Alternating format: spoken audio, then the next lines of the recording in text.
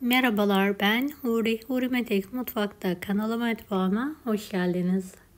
Patates sevenler bu çorbaya bayılacak. Denize şifa olacak lezzetli harika bir çorba tarifi hazırlıyorum. 1 yemek kaşığı tereyağı,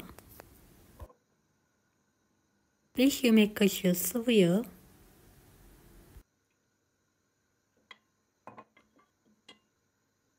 1 adet ince doğranmış kuru soğan,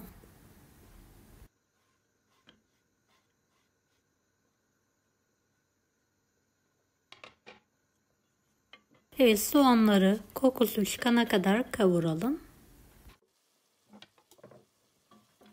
2-3 diş ince doğranmış sarımsak. Kavurmaya devam edelim.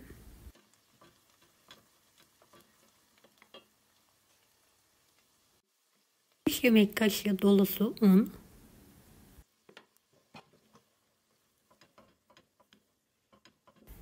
Kavurmaya devam edelim.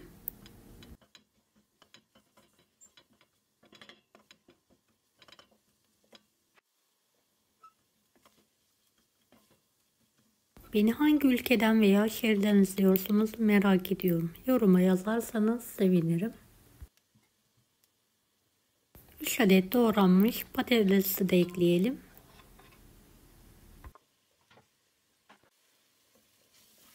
Karıştırarak kavurmaya devam edelim.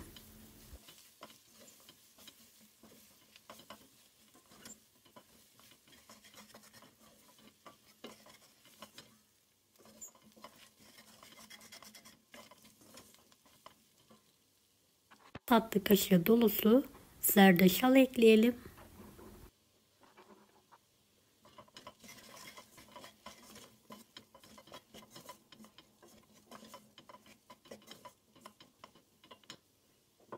Yedi su bardağı su ekleyelim.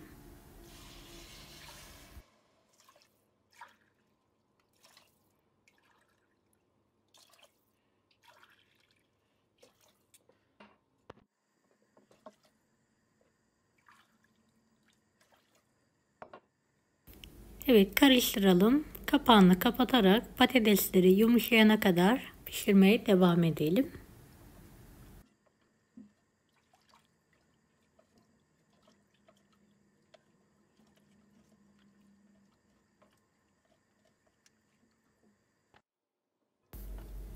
Kontrol ediyorum. Patatesler yumuşamış. Blenderla pürüzsüz hale gelene kadar çekiyorum.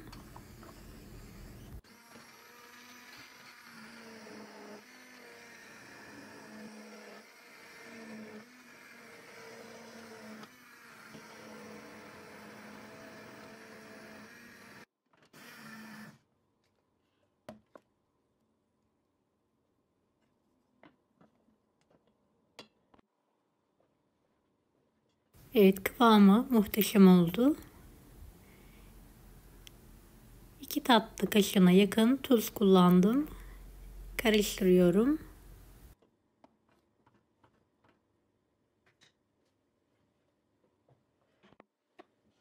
Altını kapatalım. Bir tutam doğranmış maydanoz ekleyelim.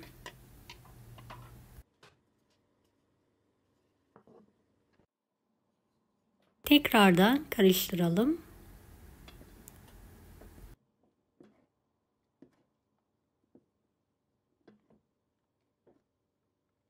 Midenize şifa olacak harika bir çorba tarifi hazırladım. Mutlaka deneyin.